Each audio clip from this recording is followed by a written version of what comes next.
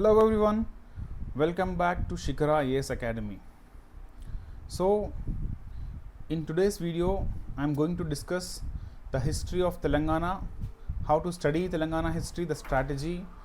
I will show you some PYQs on which topics the questions have been asked from prelims and mains.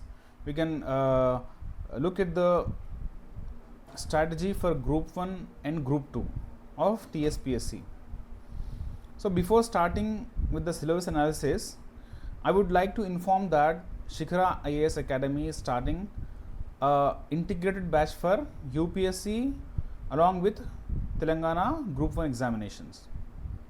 Because of the uncertainty in the PSC examinations, but students who are of Telangana who want to prepare for the groups examinations, they only can't rely on groups.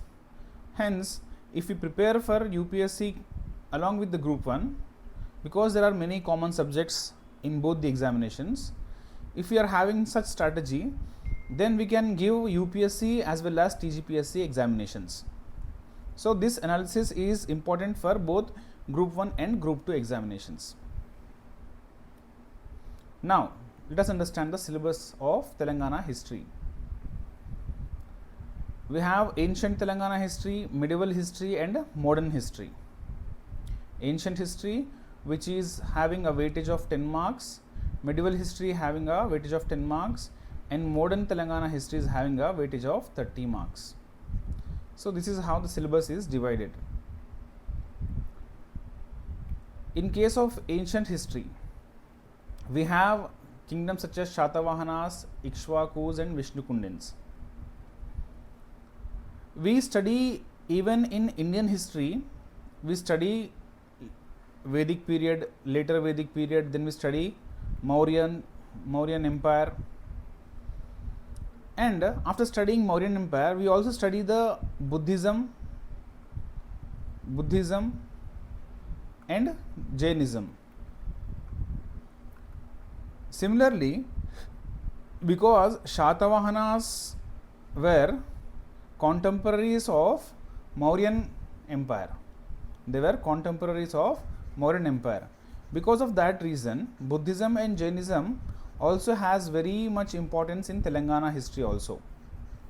Buddhism and Jainism has developed in Telangana and Andhra, so it has a high value in Telangana history also. So we have to study Jainism and Buddhism, who patronized them, different literatures regarding Jainism and Buddhism, different places where these religions flourished, who are the patrons of these religions. So all these things we study in Shatavahanas, Ikshvakus, Vishnukundins, their society, their economy, their culture, their art and architecture, how did temple architecture start, the languages, the literature. So all these important facts are very important even in your prelims and mains. In case of medieval Telangana history, very important topic is Kakatiya kingdom. Kakatiyas we study, then Velama kingdoms, then Qutub Shahis. Qutub Shahis were initially part of the Bahmani Sultanate. Then Bahmani Sultanate broken down into different kingdoms. So Qutub Shahis were one such kingdom. So we study Qutub Shahis. Kakatiyas is also very important chapter, because we also have linkage of Sammakka Saradamma Jatara with the Kakatiya kingdom. So how it is important. Sammakka Sarakka rebellion. We also have Savai Papanna Gaud rebellion. Then we study the socio-cultural developments, literature, music, art, all these things, the society, culture. So majorly the society culture part is very important. Literature part, many questions have asked from literature also. There was a question where he asked, match the following question for books, different books from the Kakatiya era. So Vinikunda Vallabhamacharya's book was asked, Kridavim Ramam. So these are very important points. Then in the modern period we have Asaf Jahi or Nizam period, Asaf Jahi kingdom or Nizam period. So how did the Asaf Jahi dynasty get established? Because Asaf Jahis were part of Mughals. Later, the Asaf Jahi kingdom is a succession state of Mughal Empire. So how did the kingdom get established over here? What were the conditions at that time? What was the relation with British? What was the relation with French? So there was Carnatic wars, how Nizam kingdom was involved, and how Hyderabad state acted during the time of Anglo-Mysore wars. So all these things are very important. Then we study Salar Jung reforms. Salar Jung reforms, how they are important. What was the situation which was prevailing before Salar Jung reforms? Hyderabad state was in a financial crisis. It was in a financial crisis. So to develop the state, there was a need to bring some reforms, economic reforms, administrative reforms, judicial reforms. All those reforms were brought by Salar Jung. So these reforms are very, very, very important. Then we study the socio-economic life, cultural life under the Nizams. We study the Ganga Jamuna Tehzeeb, how a composite culture has developed. Then we study during the Sepoy Mutiny or 1857 revolt, the first war of independence. So during this time, what was happening in Telangana, in Hyderabad state? So there was an incident of Turebaz Khan. Then we also study how industries have established by the Nizam government, different educational institutions, infrastructure which were established during that time. Then we study the socio-cultural awakening, such as Andhra Saraswata Parishad, literary movements, library movements, Nizam Rashtra Andhra Janasangham, then Andhra Mahasabhas, Arya Samaj, Adi Hindu movements, then Bhagya Reddy Varma, Andhra Mahila Sabha, Mahasabha and Mahila Sabha, Vande Mataram movement, establishment of Hyderabad State Congress. What was the role of Hyderabad State Congress during independence? So they wanted the Nizam's Hyderabad to merge into India. So what were the consequences which happened? All these things. There are many revolts and peasants movements, people's movements which occurred. So all those revolts and movements are very important. Revolt of Ramji Gond, Komram Bhim, Telangana peasants armed struggle, extremely important topic. So role of communists and Andhra Mahasabha during that peasants armed struggle. Then how MIM got established, what was the role of Razakars, what were the atrocities they have done. Then finally how Hyderabad state got integrated in India by the result of police action. And what was the role of Nizam, what was Nizam doing, what conditions led to the integration of Hyderabad state. So all these things will be covered under modern history. So what are the resources which you can use for Telangana history? Very important resource is Telangana Academy textbook. Then we also have Adapa Satyanarayana Gari book, Telangana history book. We also can use Telangana modern Indian history NCERT for some recurring overlapping themes such as Shatavahanas, Vijayanagara kingdoms. For them we can use that NCERT books.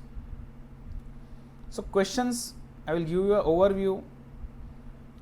So question on society in Shatavahana period, how the caste system was present, fourfold division of caste system.